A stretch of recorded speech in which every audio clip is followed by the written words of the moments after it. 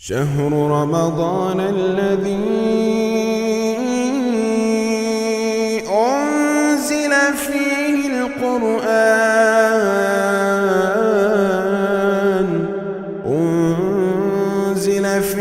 القرآن هدى للناس وبينات من الهدى والفرقان.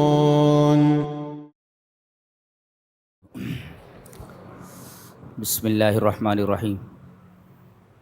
قرآن حکیم کے 18ویں پارے کی تفسیر کا خلاصہ پیش کیا جا رہا ہے.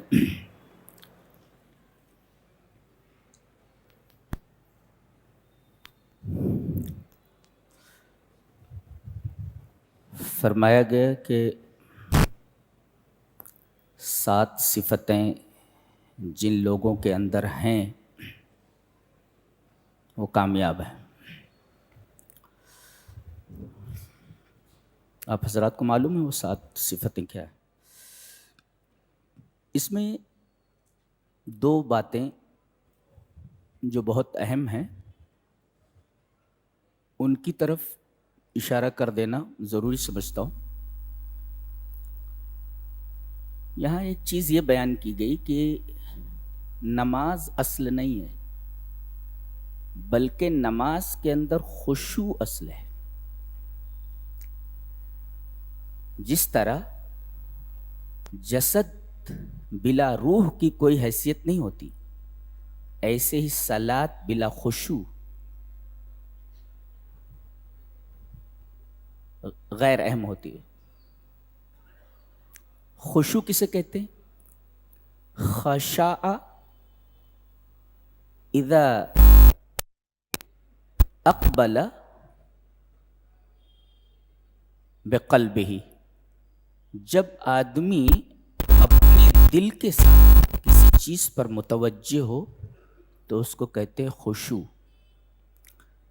اور خشاع وہاں بولا جاتا ہے اذا تطامن وطاطا راسہ، جب آدمی اپنا سر جھکا دے تو کہتے خشاع.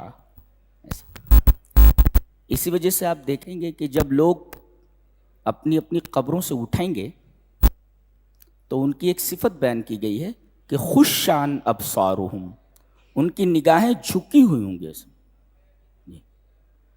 تو خشوع کی حقیقت میں جھکنا داخل ہے. جھکنا، وہاں نگاہیں جھکی ہوئی ہوں گی اور نماز میں دل جھکا ہوا ہونا چاہیے. جی. ایک چیز تو یہ بہت ہی اہم ہے کہ نماز کے اندر جو روح ہے وہ خشوع ہے. جس طرح بدن سے روح کو نکال لیا جائے تو بدن کی کوئی اہمیت نہیں رہتی، ایسے ہی صلاۃ سے، نماز سے اگر خشوع کو نکال دیا جائے تو صلاۃ کی اور نماز کی کوئی اہمیت نہیں ہوتی. دوسری جو خاص بات ہے وہ یہ فرمایا گیا والذین هم عن اللغو معرضون والذین هم للزکاة فاعلون، جو لوگ اپنی نمازوں میں خشوع اختیار کرتے ہیں ایک، اور جو لغو سے دور رہتے ہیں، اور جو زکوٰۃ ادا کرنے والے ہیں. یہاں زکوٰۃ کا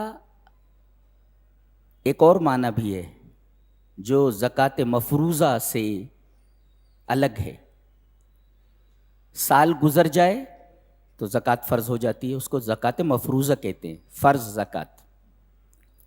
یہاں بعض مفسرین نے کہا ہے کہ یہاں زکوٰۃ سے مراد زکوٰۃ مفروضہ نہیں ہے بلکہ یہاں زکوٰۃ سے مراد تطہیر نفس ہے.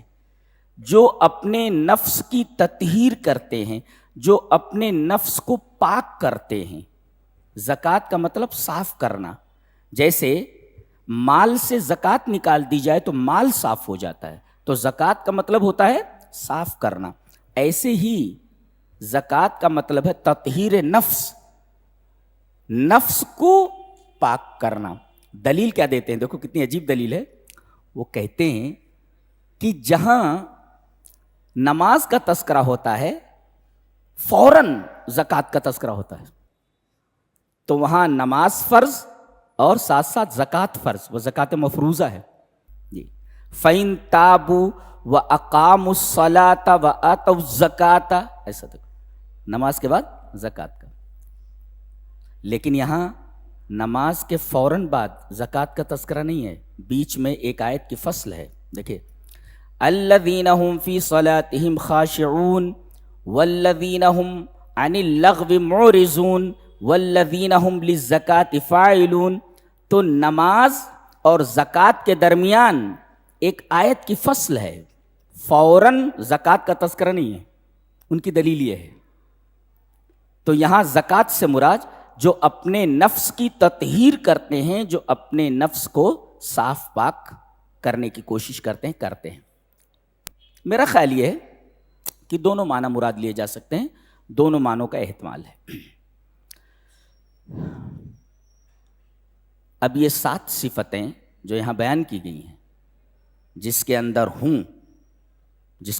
ہوں اس کے بارے میں کہا گیا کہ وہ جنت کا وارث ہے. اولئک هم الوارثون الذین یرثون الفردوس هم فیہا خالدون.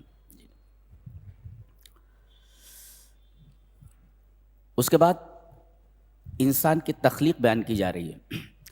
عجیب بات تو یہ ہے کہ 7 صفتیں ہوں تو آدمی جنتی، اس کے بعد 7 مدارج تخلیق انسانی بیان کیے جا رہے ہیں. یعنی انسانی تخلیق کے 7 درجات ہیں. پہلا درجہ ہے وَلَقَدْ خَلَقْنَا الْإِنسَانَ مِنْ سُلَالَةٍ مِّن طِينٍ. ہم نے انسان کو مٹی کے خلاصے سے پیدا کیا ہے. مٹی سے نہیں، مٹی کے خلاصے سے. کیا مطلب ہے اس کا؟ سلالہ کس کو بولتے ہیں وہ ہم سمجھ لیتے ہیں. کہتے ہیں سللت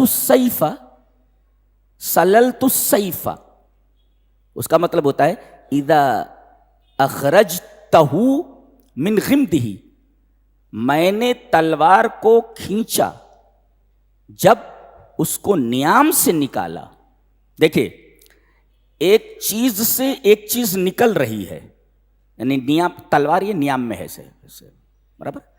اب نیام سے تلوار کو نکالا گیا ایسے، تو کہتے ہیں سللت السیف، میں نے تلوار کو نکالا تو ایک چیز سے نکلی. یہ مطلب الشیء المسلول من شیء آخر، ایک چیز سے دوسری چیز نکل رہی ہے ایسا.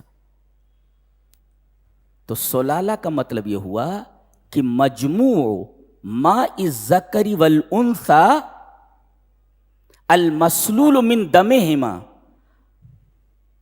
عورت اور مرد کا پانی جس سے انسان پیدا ہوتا ہے، یہ دونوں کے دونوں پانی یہ نکالے گئے ہیں ان دونوں کے خون سے. یہ عورت کا خون ہے اور یہ مرد کا خون ہے. اب ان دونوں خونوں سے یہ چیز نکالی گئی ہے جس کو نطفہ کہتے ہیں، وہ نکالا گیا. تو ان کے خون سے نکالا گیا. اسی وجہ سے اس کو سلالہ کہا گیا. انسان مٹی کے خلاصے سے پیدا کیا گیا ہے. اور ایک حدیث بھی ہے جو ابو داؤد شریف میں ہے اور ترمذی میں بھی ہے اور مسند احمد میں بھی ہے کہ اللہ تبارک و تعالی نے قبضتاً قبضہا من جمیع الارض، تمام زمین سے، پوری زمین سے ایک مٹھی مٹی اٹھائی، نکالی اللہ تبارک تعالی نے. قبضتاً قبضہا من جمیع الارض، پوری زمین سے اللہ نے ایک مٹھی مٹی اٹھائی، پوری زمین سے، اور اسی مٹی سے انسان کو بنایا گیا ہے، آدم کو بنایا گیا. آگے حدیث ہے فجاء بنو آدم علی قدر الارض، تو آدم کی جو اولاد ہے وہ زمین کے مطابق نکلی. جی جیسی زمین ویسا انسان. اور آگے اس کی تشریح جاء منہم الاحمر، کوئی بالکل لال ہے گاجر جیسا، الابیض کوئی ایک دم گورا ہے، والاسود کوئی ایک دم کالا ہے، وہ بین ذالک کوئی گندمی ہے، گندم گوں ہے، نہ زیادہ کالا نہ زیادہ گورا، گندم گوں ہے. والسہل والحزن کوئی مٹی نرم ہوتی ہے کوئی سخت ہوتی ہے، تو بعض انسان نرم ہوتے ہیں بعض سخت ہوتے ہیں، اور بعض زمین خبیث ہوتی ہے بعض طیب ہوتی ہے، تو بعض بہت برے ہوتے ہیں بعض بہت اچھے ہوتے ہیں. تو اللہ تبارک و تعالی نے پوری زمین سے ایک مٹھی مٹی لی، تو یہ پوری زمین سے کوئی چیز کھینچی گئی ہے، اسی کو کہتے ہیں سلالہ. کوئی چیز کسی چیز سے کھینچی گئی ہو، المسلول الشیء المسلول من شیء آخر، کوئی کھینچی ہوئی چیز کسی شے سے. تو اب یہ قبضہ جو ہے، مٹھی بھر جو مٹی ہے یہ پوری زمین سے کھینچی گئی ہے. تو الشیء المسلول کھینچی ہوئی چیز جو مٹھی میں اللہ کے، یہ کس چیز سے کھینچی گئی ہے؟ پوری زمین سے. جی تو الشیء المسلول من شیء آخر، پوری زمین سے مٹھی بھر یہ نکالنا، تو الشیء المسلول من شیء آخر یہ سلالہ. تو مٹی کے خلاصے سے انسان کو پیدا کیا گیا. یہ روایت ابو داؤد میں بھی ہے اور ترمذی میں بھی ہے اور مسند احمد میں بھی ہے. سلالہ کا مطلب سمجھ میں آیا؟ سلالہ کسی چیز کو کہیں سے نکالا گیا ہو. ایسے ہی ماں کے ترائب سے اور مرد کے صلب سے یہ دونوں پانی چلتے ہیں، جی کھینچ جاتے ہیں خون سے، اور پھر اس کے بعد ماں کے رحم میں آ جاتے ہیں. تو سلالہ کتنا عظیم لفظ ہے، کتنا ہی گہرا اور بہت دقیق لفظ ہے. جی وَلَقَدْ خَلَقْنَا الْإِنسَانَ مِنْ سُلَالَةٍ مِّن طِينٍ. جی پھر ہم نے اس کو نطفہ بنا کر ایک مضبوط قرارگاہ میں رکھ دیا. ایک جھلی ہے، اللہ اس کو مضبوط بول رہا ہے، مضبوط. پتہ نہیں واللہ عالم. کہتے ہیں کہ انسان کی جب باڈی سڑ جاتی ہے قبر میں، تو سب سے آخر میں جو چیز سڑتی ہے وہ ماں کا رحم ہے. یہ اتنی مضبوط چیز ہے. جی ثم جعلناہ نطفۃ فی قرار مکین، یہ مضبوط قرار گاہ ہے. قرار مانے جہاں آدمی ٹھہرتا ہے، تو 9 مہینے تو ٹھہرتا ہے، تو قرار گاہ ہے وہ، اور مضبوط جگہ ہے وہ. قرار مکین، مضبوط قرار گاہ ہے. پھر وہ مدارج تخلیق انسانی ہے، 7 وہ نطفہ ہے، پھر اس کے بعد وہ جمع ہوا خون ہے، مضغہ ہے، لوتھڑا ہے گوشت کا، پھر اس کے اوپر ہڈی چڑھا دینا ہے، پھر اس کے بعد روح پھونک دینا ہے. یہ 7 مدارج تخلیق انسانی ہے. 7 صفتیں جس انسان کے اندر ہوں وہ جنتی. 7 مدارج تخلیق انسانی، اسٹیجز آف کریشن آف مین. تو اب یہ ہے 7. اور پھر بتایا گیا انسان پیدا ہوتا ہے، ثم انکم بعد ذلک لمیتون، یہ انسان کا انجام ہے، مر جاتا ہے. ثم انکم بعد ثم انکم یوم القیامت تبعثون. یہاں تک تو سبھی مانتے ہیں. کہاں تک؟ کہ 7 مدارج تخلیق انسانی. آدمی دنیا میں آتا ہے مر جاتا ہے، بس. آگے صرف مسلمان جانتا ہے قرآن کے بتانے سے کہ قیامت کے دن تم سب اٹھائے جاؤ گے. ثم انکم یوم القیامت تبعثون. غیر مسلم کیا کہتا ہے؟ آدمی کو جلا دیا گیا، کہتے ہیں کہ وہ اپنے لاسٹ جرنی پر چلا گیا، جلا دیا گیا. یہ لاسٹ جرنی نہیں ہے یہ، بلکہ قرآن حکیم کہتا ہے کہ یہاں سفر ختم نہیں ہوا ہے. جی ابھی تو بہت لمبا سفر ہے.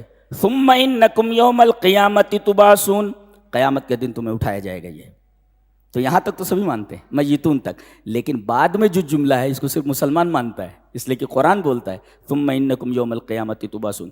آگے بتایا گیا وَلَقَدْ خَلَقْنَا فَوْقَكُمْ سَبْعَ طَرَائِقَ، ہم نے تمہارے اوپر 7 طریقے بنائے ہیں. یہ طریقے کیا ہیں بولے؟ 7 طریقے. بعض لوگ کہتے ہیں یہ 7 طریقے وہ ہیں، طریقہ مینس راستہ. تو یہ 7 جو ویز ہیں، راستے ہیں، یہ فرشتوں کے آنے جانے کے ہیں. جی یہ 7. اور ایک تفسیر اس کی یہ کی گئی ہے کہ طرائق یہ عربی کے طارقتوں سے ہے. جیسے کہا جائے طارقت الشیء اذا جعلت بعضه فوق بعض. ہم کہتے ہیں کہ طارقت الشیء، تو اس یہ طرائق جو طارقت الشیء، تو اس کا مطلب یہ ہوتا ہے کہ ایک چیز کو ایک چیز کے اوپر رکھنا. اذا جعلت بعضہ فوق بعض, یہ اس کے اوپر یہ ہے, پھر اس کے اوپر یہ ہے, پھر اس کے اوپر یہ ہے, پھر اس کے اوپر یہ. تو تمہارے اوپر ہم نے 7 طرائق بنائے, یعنی 7 آسمان ہیں تہ بتہ. جی یہ مطلب طرائق سے مراد آسمان, 7 سماوات. یہاں طرائق کے لفظ سے اس کو تعبیر کیا گیا ہے.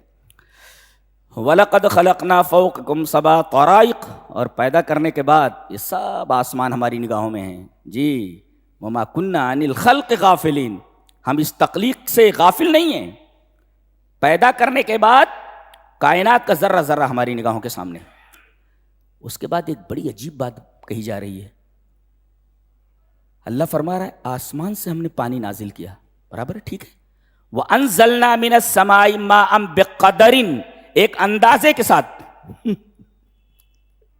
وہ کہتے ہیں ارے بہت کم بارش ہوئی ہے, بہت زیادہ بارش ہو گئی. لا لا لا لا, اللہ فرما رہا ہے جتنی بارش ہوئی ہے ضرورت تھی اس کی. کہتے سیلاب آ گیا, بستیاں ڈوب گئیں. لا لا لا, بقدرن, جتنا پانی جہاں برسا ہے ایک اندازے کے ساتھ برسا ہے. وہ رب تعالیٰ کے اندازے سے ہے, وہ ہمارے اندازے کے خلاف ہے وہ, لیکن رب تعالیٰ کے اندازے کے مطابق ہے. کیونکہ اتنی بارش یہاں ہونی چاہیے تھی. فلسفہ کیا ہے وہ جانے. اچھا, فَأَسْكَنَّاهُ فِي الْأَرْضِ, ہم نے زمین میں پانی کو ٹھہرا دیا ہے. اسکان کا مطلب ہوتا ہے ٹھہرانا. اسکنا, اسکنا, اسکنو, اسکنت, اسکنتا, اسکنا, اسکنتا, اسکنتما, اسکنتم, اسکنتے, اسکنتما, تو اب یہ اسکنتو, اسکنا, اب یہ آیا اسکنا. وَأَنزَلْنَا مِنَ السَّمَاءِ مَاءً بِقَدَرٍ فَأَسْكَنَّاهُ, اسکان مانے ٹھہرانا, سکنا مانے ٹھہرنا اور اسکان مانے ٹھہرانا. فَأَسْكَنَّاهُ, پانی کو ہم نے ٹھہرا دیا. کہاں؟ زمین میں. ایک مفسر لکھتا ہے ان المیاہ کلہا من السماء, جتنا پانی زمین کے اوپر ہے یہ سب آسمان سے ہے. انہو لا ماء من الارض, زمین سے پانی نہیں ہوتا. جی زمین میں پانی نہیں ہوتا, نہ زمین سے پانی ہمیں ملتا ہے. اللہ فرماتا ہے جتنا پانی برسایا گیا ایک اندازے کے مطابق ہے اور ہم نے اس کو زمین میں ٹھہرا دیا. زمین سے پانی نہیں ملتا, آسمان سے پانی برستا ہے, ہم زمین میں اس کو ٹھہراتے ہیں. ان المیاہ کلھا من السماء, سارا پانی آسمان سے آتا ہے. اور انہو لا ماء من الارض, کوئی پانی زمین سے نہیں ہوتا. اللہ, یہ عجیب بات بتائیے, یہ زمین سے پانی نہیں ملتا, ہم نے ٹھہرا دیا اس کو. تالابوں میں پانی ہے, اسٹور کیا ہوا ہے. اس سے بڑا دریا ہے, دریا میں پانی ہے. اس سے بڑا سمندر ہے, سمندر میں پانی ہے. اور سب ختم ہو جائیں, تالاب میں پانی نظر نہ آئے تو کنواں کھود لو, کنویں میں پانی نظر آتا.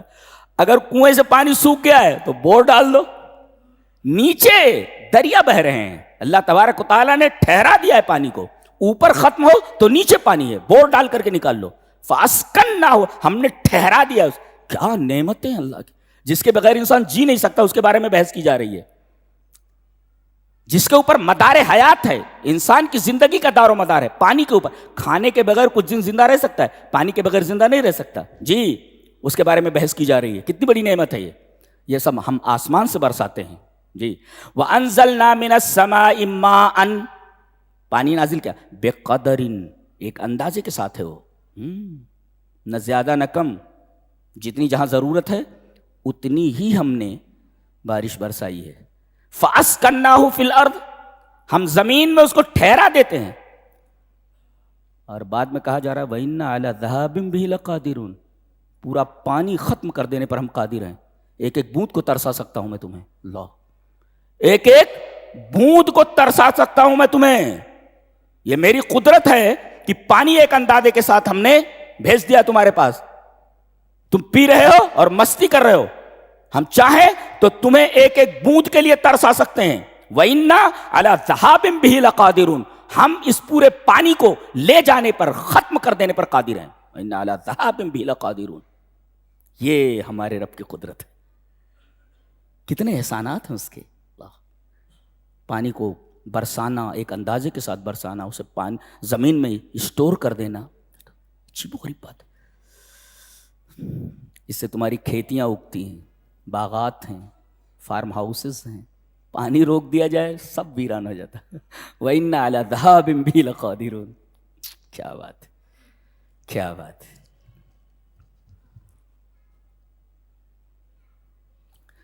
اس کے بعد ایک بات کہی جا رہی ہے کہ اطراف جو ہوتا ہے نا، اطراف، اطرفنا، اطرفنا، طرف کہتے ہیں لگزری کو، لگزری۔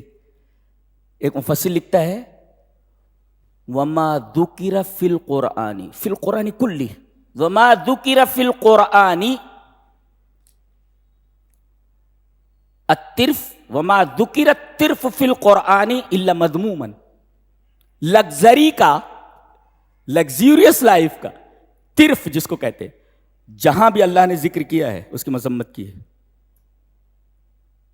مذموم، برائی کے ساتھ ذکر کیا ہے، اس کی تعریف کے ساتھ اس کو ذکر نہیں کیا ہے۔ جہاں بھی طرف کا ذکر آیا ہے وہاں ہے نا وَإِذَا أَرَدْنَا أَن نُهْلِكَ قَرْيَةً أَمَرْنَا مُتْرَ فِيهَا فَفَسَقُوا فِيهَا فَحَقَّ عَلَيْهَا الْقَوْلُ فَدَمَّرْنَاهَا تَدْمِيرًا۔ جب ہم کسی شہر، کسی بستی کو تباہ کرنے کا ارادہ کرتے ہیں تو ہم وہاں کے جو لگزری میں زندہ رہنے والے لوگ ہیں، لگزری کے ساتھ زندگی گزارتے ہیں، ہم ان کو فسق و فجور میں مبتلا، ہم دیکھتے ہیں کہ اپنے طرف کی وجہ سے، اپنی لگزری کی وجہ سے فسق و فجور میں مبتلا ہو جاتے ہیں، پھر ہم ان کی اینٹ سے اینٹ بجا دیتے ہیں۔ تو جہاں بھی طرف آیا ہے مذموم ہی آیا ہے، مذمت کی اللہ نے، کہیں تعریف نہیں کی لگزری کی۔ جی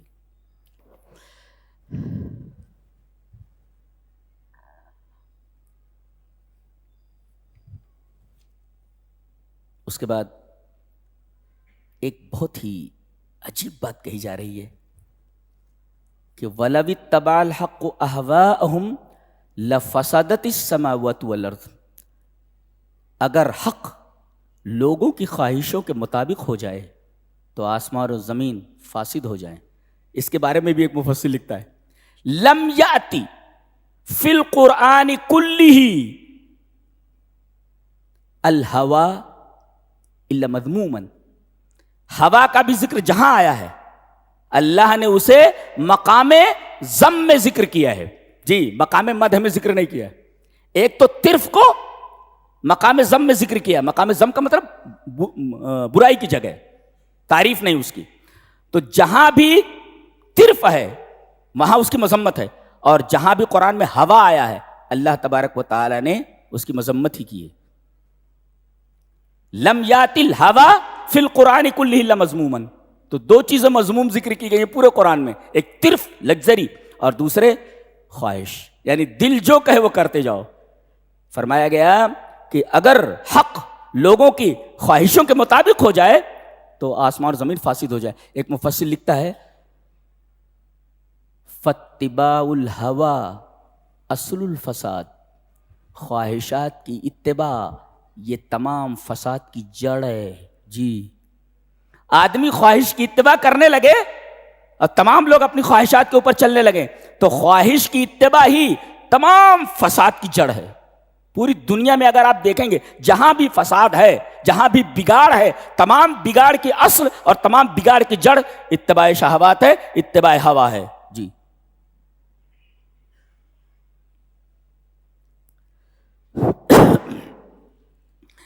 اس کے بعد ایک ایسی بات کہی جا رہی ہے آپ نے کبھی سنا ہی نہیں اس کو،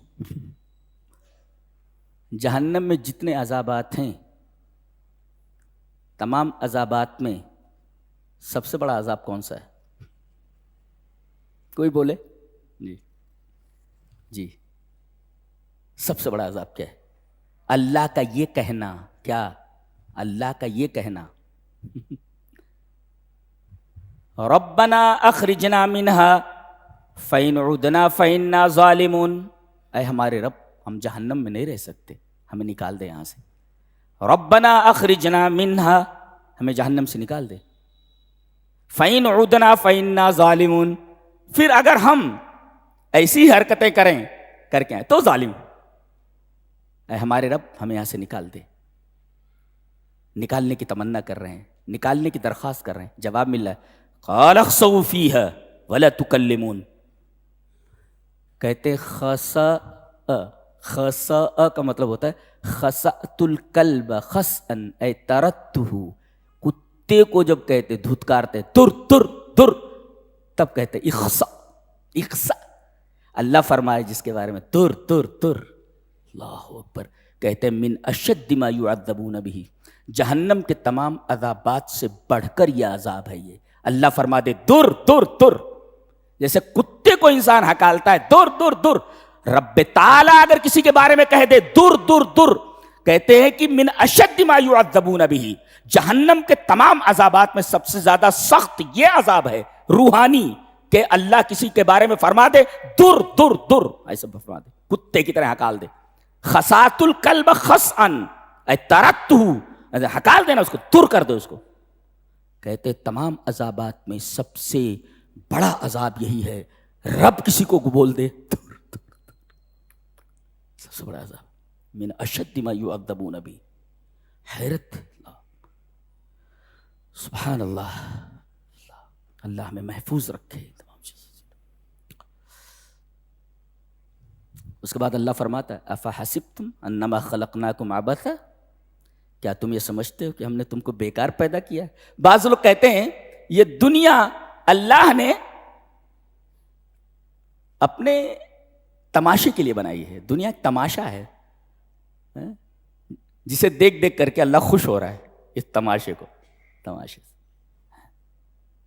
یہ دنیا ایک تماشا ہے، اور اس تماشے کو اس لیے بنایا ہے اس نے تاکہ یہ تماشا دیکھ دیکھ کر کے خوش ہو. یہ بتاتے لوگ. اللہ نے سورہ انبیاء میں اس کی پرزور تردید فرمائی ہے، اور اتنا دقیق انداز ہے بولنے کا کہ آدمی کے وجدان کے اوپر نشہ طاری ہو جائے. کہتا ہے لو اردنا ان نتخذ لہوا لاتخذناہ من لدنا. اتنا باریک استدلال ہے کہ ذہن کی رگیں ہل جائیں. ایسا ہے کہ اگر ہم اس کائنات کو لہو بناتے، کھیل اور تماشا بناتے، جیسا تم کہہ رہے ہو، لو اردنا ان نتخذ لہوا، جیسا تم کہتے ہو کہ ہم نے یہ کائنات کھیل بنائی ہے، تو لاتخذناہ من لدنا، لاتخذناہ من لدنا، تو ہم اپنے لیے بناتے، اپنے لیے بناتے. اب جب ہم اپنے لیے بناتے تو کل ما یتعلق بذات اللہ فہو قدیم لا حادث. اللہ سے جو چیز متعلق ہو وہ قدیم ہوتی ہے، حادث نہیں ہوتی. اور یہ کائنات تو حادث ہے. پتہ یہ چلا کہ یہ کائنات لاہو نہیں ہے. کیا استدلال! اللہ سمجھ میں آیا؟ نہیں سمجھ میں آیا؟ اس وجہ سے میں نے کہا کہ بہت باریک استدلال ہے. اللہ یہ فرما رہا ہے تم کہتے ہو کہ ہم نے یہ کائنات لہو بنائی ہے، تماشا بنائی ہے. تو اگر ہم تماشا بناتے، اپنے لیے بناتے، تو اپنے لیے جب بناتے تو مجھ سے جو چیز متعلق ہوتی ہے وہ قدیم ہوتی ہے، کبھی ختم نہیں ہوتی. اور اس کائنات کو تو ختم ہونا ہے، لہذا میں نے اپنے لیے کہاں بنایا اسے؟ یہ کھیل کہاں ہے جسے دیکھ دیکھ کر کے میں خوش ہوں؟ بہت ہی باریک استدلال ہے. اور قرآن حکیم تو قرآن حکیم ہے، بہت ہی اعلیٰ چیز ہے. میں آپ کی سطح کے مطابق بات کرتا ہوں، باقی وہ ساری چیزیں چھوڑ دیتا ہوں جس کو سمجھانے میں مجھے ایک بات سمجھانے میں 1 گھنٹہ لگ جائے، چھوڑ دیتا ہوں میں اس کو. جی، اس لیے کہ وہ آپ کی سطح کے مطابق نہیں ہے. جی، اللہ فرماتا ہے وَمَن يَدْعُ مَعَ اللَّهِ إِلَٰهًا آخَرَ، اللہ کے علاوہ کائنات میں جن جن کی پوجا ہو رہی ہے، ان کی ورشپنس کے اوپر، ان کی عبادت کے اوپر، لا برہان لہ، کوئی دلیل نہیں. یعنی شرک کے اوپر کوئی دلیل ہے ہی نہیں، سرے سے لا برہان لہ، شرک کے اوپر کوئی دلیل ہے ہی نہیں. لہذا اللہ کے علاوہ جن جن چیزوں کی عبادت ہو رہی ہے، ان چیزوں کی عبادت کے اوپر ان کے عابدین کے پاس کوئی دلیل موجود نہیں ہے. وَمَن يَدْعُ مَعَ اللَّهِ إِلَٰهًا آخَرَ لَا بُرْهَانَ لَهُ بِهِ، شرک کے اوپر کوئی دلیل ہے ہی نہیں. کوئی اللہ سے مانگ رہا ہے، اسے پوچھا کیوں مانگ رہا ہے؟ کوئی دلیل نہیں. وہ یہ بولے ہم نے اپنے آبا و اجداد کو یہ کرتے ہوئے دیکھا ہے. یہ کوئی دلیل ہے؟ تمہارے آبا گمراہی میں رہے ہوں تو کیا کہ شخصیات دلیل نہیں ہوتی. جی، فلاں صاحب کرتے آ رہے ہیں اس وجہ سے یہ دلیل ہے. تو لا برہان لہ بھی، شرک کے اوپر کوئی دلیل سرے سے ہے ہی نہیں. جی،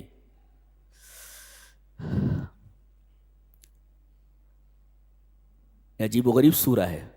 ابتدأت هذه السورة بالتحقق فلاح المؤمنین وانتہت هذه السورة بنفع فلاح الکافرین. اس سورہ کریمہ کی ابتدا ہوئی ہے اس بات سے کہ مومنین کامیاب ہیں، اور یہ سورت کا اختتام اس بات پر ہوا ہے کہ مومنین کے علاوہ جو کافرین ہیں وہ ناکام ہیں. جی، اس سورہ کی ابتدا ہوئی ہے یہ بتانے کے لیے کہ مومنین کامیاب ہیں، اور سورہ کا اختتام ہو رہا ہے یہ بتانے کے لیے کہ کافرین ناکام ہیں، وہ کامیاب نہیں. دیکھیں، فشتن بین الفاتحہ والخاتمہ، اس کا فاتحہ دیکھیں شروعات اور خاتمہ دیکھیں کتنا عجیب ہے. فشتن بین الفاتحہ والخاتمہ. جی، بڑی عجیب کتاب ہے. ہر آیت پر رک کر مجھے بحث کرنا چاہیے، وقت متقاضی نہیں ہے اس کا. اس کے بعد سورہ نور ہے، یہ واحد سورہ ہے. ہر سورہ بڑی عجیب ہے، یہ سورہ اپنے انداز سے عجیب ہے. کون سی؟ سورہ نور. کہتے یہ سورہ ابراہیم ہے، سورہ فاتحہ ہے، سورہ بقرہ ہے. اس سورہ کا نام ہی سورہ رکھ دیا گیا ہے. یہ سورہ خود سورہ ہے، سورتن، یہ سورہ ہے. اس سورہ کا نام ہی سورہ رکھ دیا گیا ہے. بڑی عجیب و غریب سورہ ہے یہ، اس کا نام ہی سورہ ہے. سورتن انزلناہا، ہم نے اس کو نازل کیا ہے. تمام باتیں تو اللہ نے نازل کی ہیں، یہ انزلناہا یہاں کہہ کر کے یہ بتایا جا رہا ہے کہ یہ سورہ جو ہم نے نازل کی ہے یہ صرف نازل ہی نہیں کی گئی، ہم نے فرض کیا اس کو. وَفَرَضْنَاهَا، اس میں جتنے احکام ہیں سارے کے سارے فرض ہیں. جی جی، تقریباً 40 سے زیادہ احکام ہیں اس میں، اور سب کے سب فرض ہیں. جی، اچھا، اس کا نام سورۃ النور کیوں کہا گیا؟ سورہ تو ہے ہی، اس کا نام نور کیوں کہا گیا اس کو؟ کہتے یہ جتنے احکام اس میں دیے گئے ہیں اگر کسی معاشرے میں آ جائیں تو پورا معاشرہ روشن ہو جائے. اس لیے کہ نور جہاں آتا ہے، روشنی آتی ہے، وہاں اجالا ہو جاتا ہے. تو اگر انسان کی زندگی میں آ جائے تو انسان کی پوری زندگی روشن ہو جائے، اور اگر یہ احکامات کسی معاشرے میں آ جائیں تو پورا کا پورا معاشرہ روشن ہو جائے. اسی وجہ سے اس کا نام سورۃ النور رکھا گیا. جی، اور اس کے سارے احکام فرض ہیں، یہ مستحب، مندوب اور سنت اور نفل نہیں ہے، یہ سب فرض ہیں.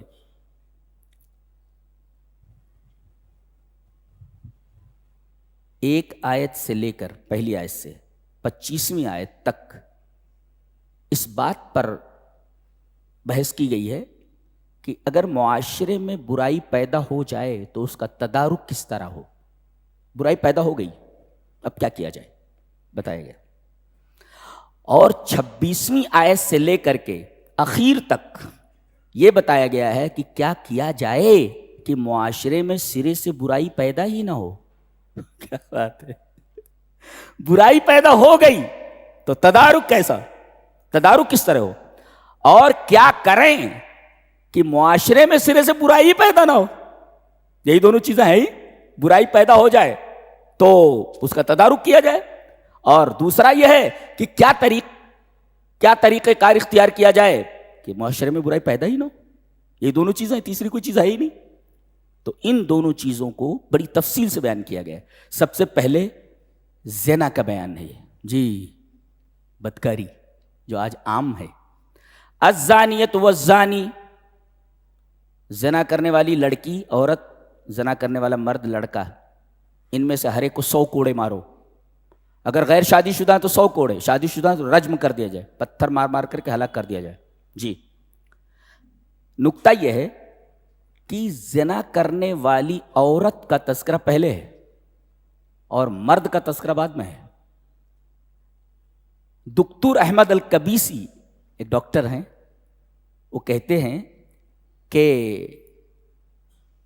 ان ارادت وقع الزنا وان لم ترد لم یقع. عورت اگر چاہے تب زنا ہو سکتا ہے، عورت اگر نہ چاہے تو زنا نہیں ہوتا. وہ ریپ ہے، وہ زنا نہیں ہوتا. جی ہاں، یہ ہے. اس کا مطلب ہے کہ اگر اس کی طرف سے ہری جھنڈی نہ ہو تو لڑکے کے اور مرد کی ہمت نہیں ہے کہ اس کے ساتھ زنا کر سکے. اس وجہ سے الزانیہ کا لفظ پہلے لایا گیا کہ اس میں پہل عورت کرتی ہے، اس کی طرف سے پہلے اس کا اشارہ ہوتا ہے اس غلط کاری کا. اچھا، اور جہاں نکاح کی بات آئی، الزانی لا ينکح الا زانیۃ، جہاں نکاح کی بات آئی وہاں زانیہ بعد میں، زانی پہلے. کیوں؟ اس لیے کہ نکاح کی بات چیت، نکاح کی ابتدا مرد کی طرف سے ہوتی ہے، شادی کی بات چیت مرد کی طرف سے ہوتی ہے. لڑکا بھی بڑا ہو گیا، شادی کر دی جائے، جی لڑکی ڈھونڈی جائے. تو الزانی یہاں پہلے مرد کا تذکرہ کیا گیا بعد میں. اور عجیب بات تو یہ ہے کہ جہاں چور کا تذکرہ ہے وہاں چور کا تذکرہ پہلے، چورنی کا تذکرہ بعد میں. السارق والسارقۃ، کیوں؟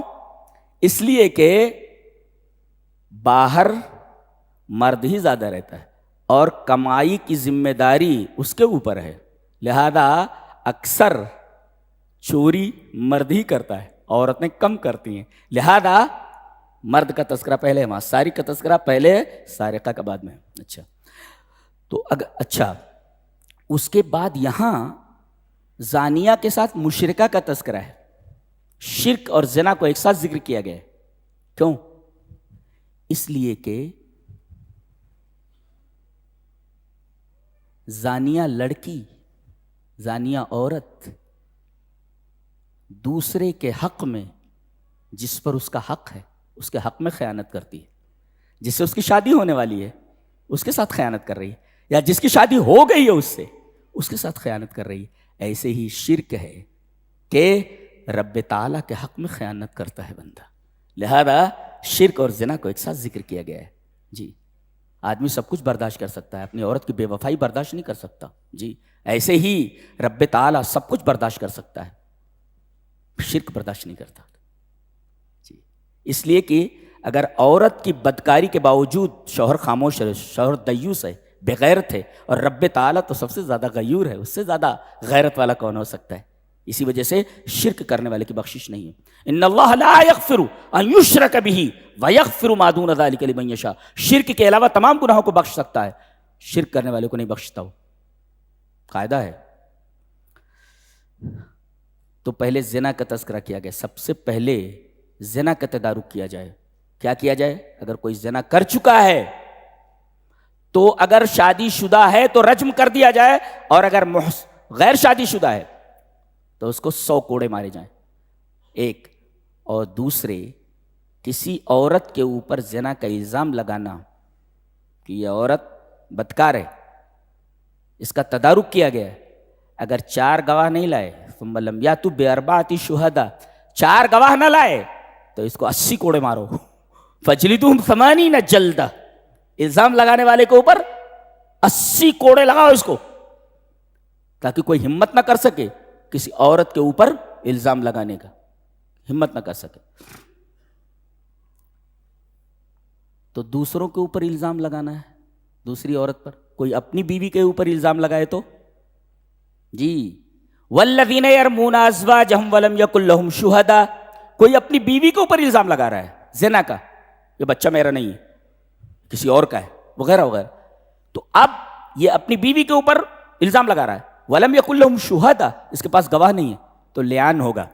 لعان کا طریقہ یہ ہے کہ 4 مرتبہ شوہر بولے گا کہ میں قسم کھا کر کہتا ہوں کہ میں اپنے اس الزام لگانے میں سچا ہوں، اور اگر میں جھوٹا ہوں تو میرے اوپر اللہ کی لعنت ہو. ایسا عورت 4 مرتبہ بولے گی. اگر یہ سچا ہے، اگر یہ میں قسم کھاتی ہوں، یہ سچا نہیں ہے میں قسم کھاتی ہوں، 4 مرتبہ بولے. اور اگر یہ سچا ہے تو میرے اوپر اللہ کا غضب ہو. مرد سے کہا گیا تو اپنے اوپر لعنت کی بات کر، اور عورت سے کہا گیا تو اپنے اوپر غضب کی بات کر. پتہ یہ چلا کہ مردوں کے مقابلے میں عورتیں اللہ سے زیادہ ڈرتی ہیں، اور خاص طور سے اللہ کے غضب سے بہت ڈرتی ہیں. لہذا ان سے کہا گیا کہ تم غضب کا لفظ استعمال کرو. عورت جلدی یہ نہیں کہے گی کہ مجھ کے اوپر میرے اوپر اللہ کا غضب ہو. یہ فطرت ہے عورت کی، اللہ کے غضب سے بہت ڈرتی ہو. میری والدہ تھیں تو 85-86 سال کی تھیں وہ.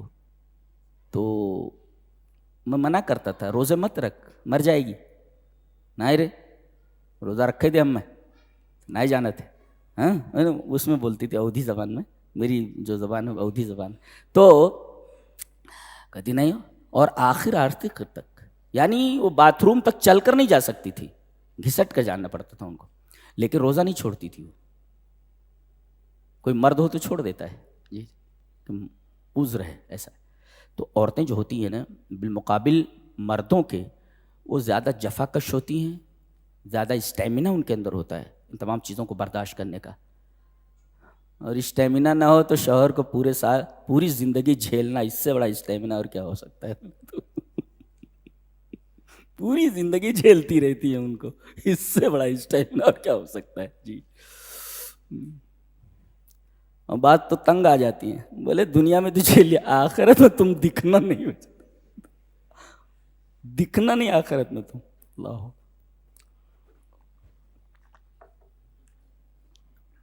اس کے بعد چونکہ الزام کی بات آئی تو حضرت عائشہ رضی اللہ تعالی عنہا کا واقعہ ذکر کیا گیا, واقعہ افک. یہ در حقیقت 5 ہجری میں ہوا تھا, 5 ہجری میں. اس غزوے کو غزوہ بنو مستلق کہا جاتا ہے, سن 5 ہجری میں ہوا یہ. تو یہ غزوہ شعبان میں ہوا تھا, شعبان سن 5 ہجری. یہ غزوے کا نام غزوہ بنو مستلق. وہ حضرت عائشہ رضی اللہ تعالیٰ عنہ حاجت کے لیے کہیں درختوں کی طرف چلی گئی تھی, جھاڑیوں کی طرف, اور ادھر قافلہ چلا گیا تھا. صفوان ابن معطل سلمی پیچھے تھے, جو گری بڑی چیزوں کو دیکھنے پر مامور تھے. ایک اونٹنی لیے ہوئے تھے وہ, قافلہ تو چلا گیا, پیچھے تھے. جب انہوں نے مڑ کر کے دیکھا تو حضرت عائشہ رضی اللہ تعالیٰ عنہ کا وہ بیٹھے ہوئے دیکھا. کہا سبحان اللہ, اللہ کے رسول کی زوج محترمہ یہاں چھوٹ گئی. انہوں نے اونٹ کو بٹھایا اور پھر قافلے تک لے جا کر کے چھوڑا. منافقین کو کیا چاہیے تھا, شوشہ چاہیے تھا, لے کر اڑ گئے وغیرہ وغیرہ, کو معلوم ہے سب.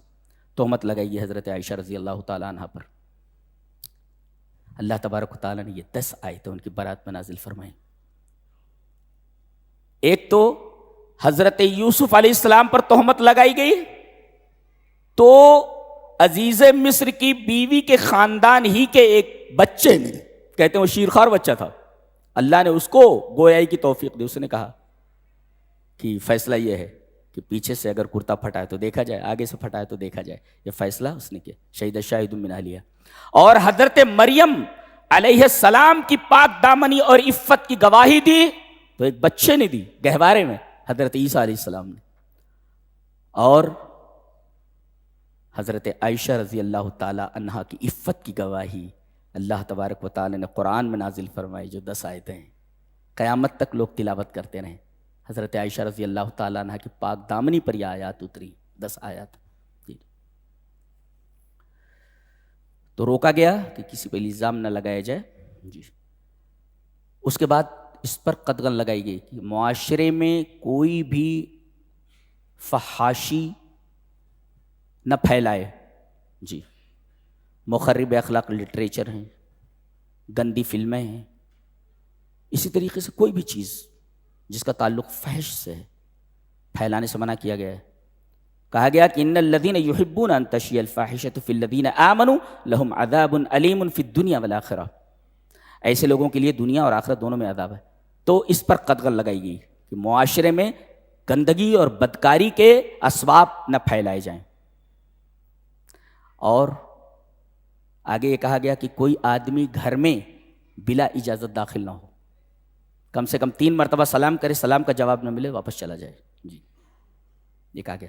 اور اس کے بعد یہ فرمایا گیا کہ مرد اور عورت جب ایک دوسرے کو دیکھیں تو اپنی نگاہ نیچی کر لیں جی, اپنی نگاہ نیچی کر لیں.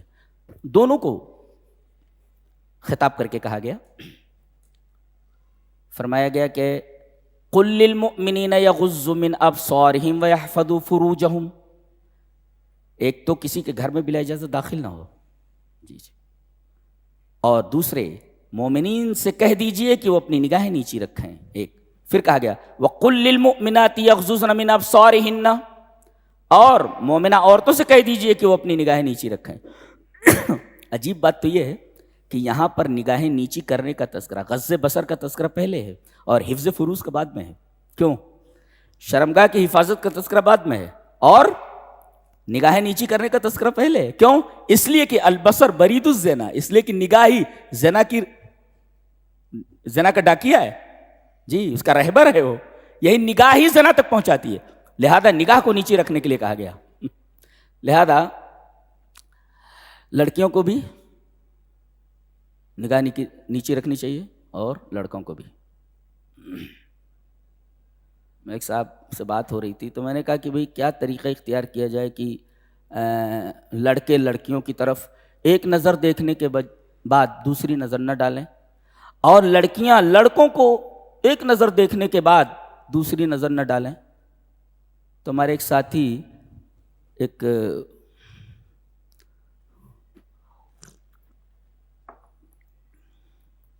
بہت پیاری بات کہہ رہے تھے کہ جب لڑکے لڑکیوں کی طرف نظر ڈالیں تو think of that her nose is running, اس کی ناک بہہ رہی ہے بولے تو. دوسری تو دیکھنا ہی نہیں، اس کی ناک بہہ رہی ہے بولے تو، یہ سوچنا چاہیے. اور لڑکیوں کو چاہیے کہ جب وہ لڑکوں کو ایک نظر دیکھیں تو ان کو سوچنا چاہیے think of that is taking the mucus out of his nose, کہ وہ اپنی ناک سے جو ہے وہ نکال رہا ہے، کہ ناک کے چوہے نکال.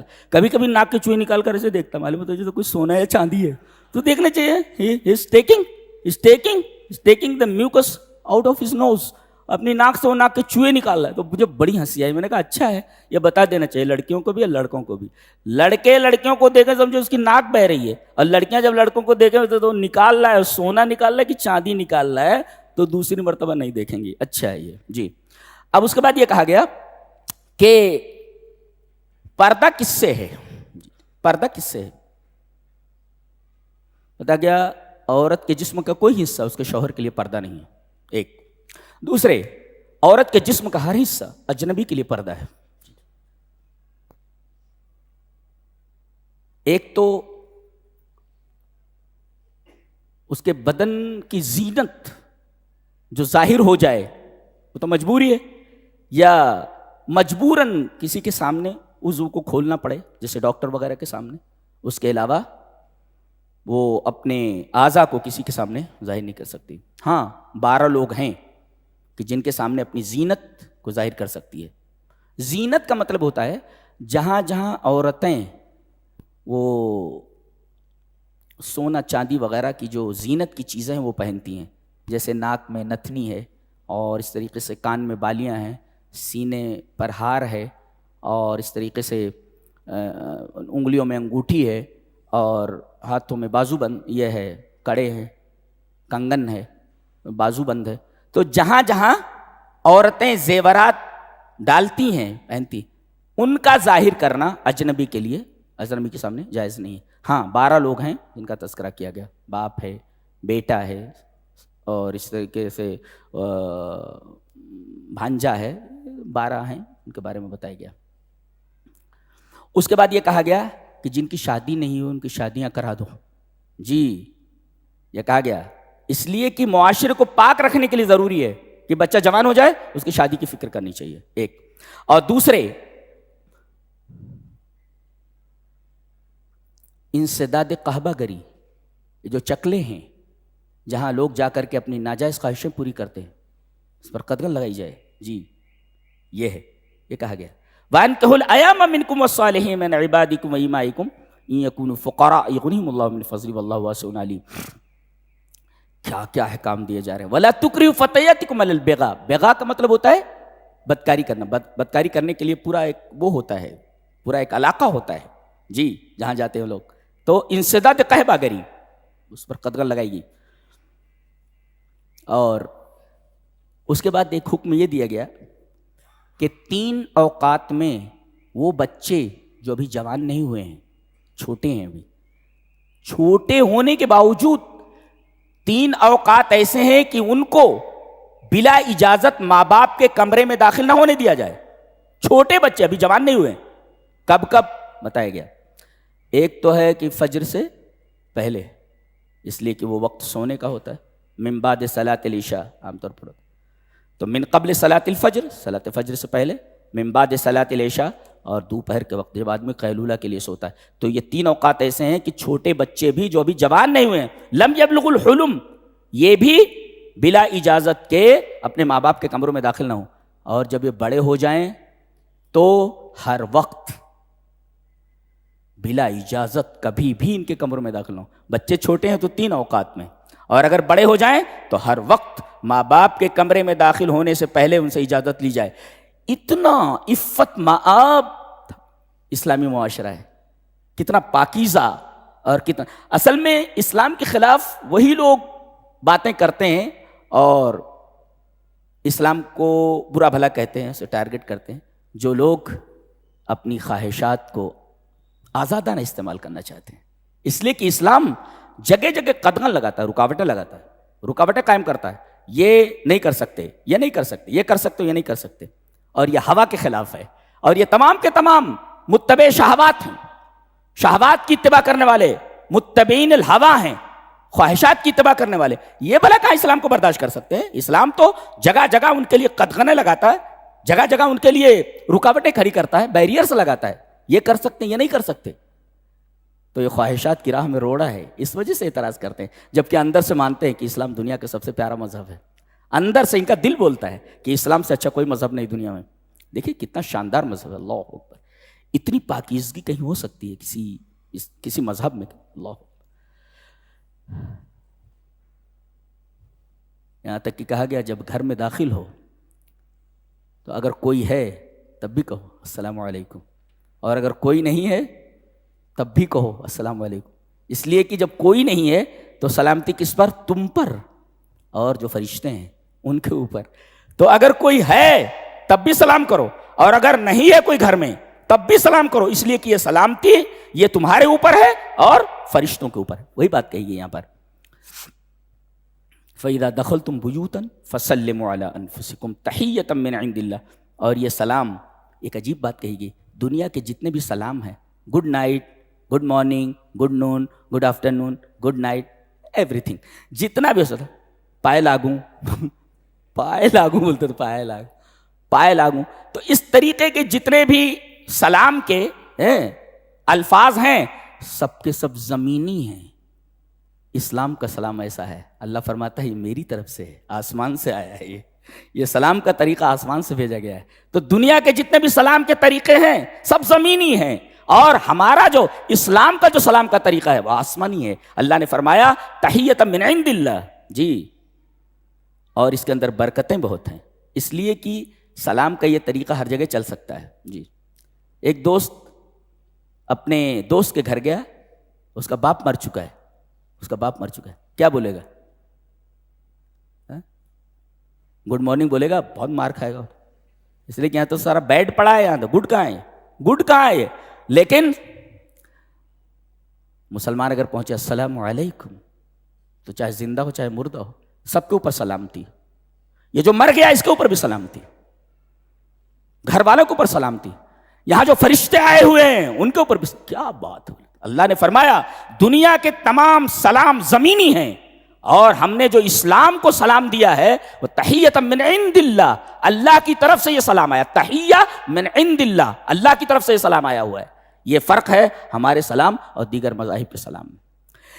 یہ رہا 18ویں پارے کا خلاصہ. اللہ ہمیں نیک عمل اور اچھی سمجھ کی توفیق عطا فرمائے. وآخر دعوانا الحمدللہ رب العالمین.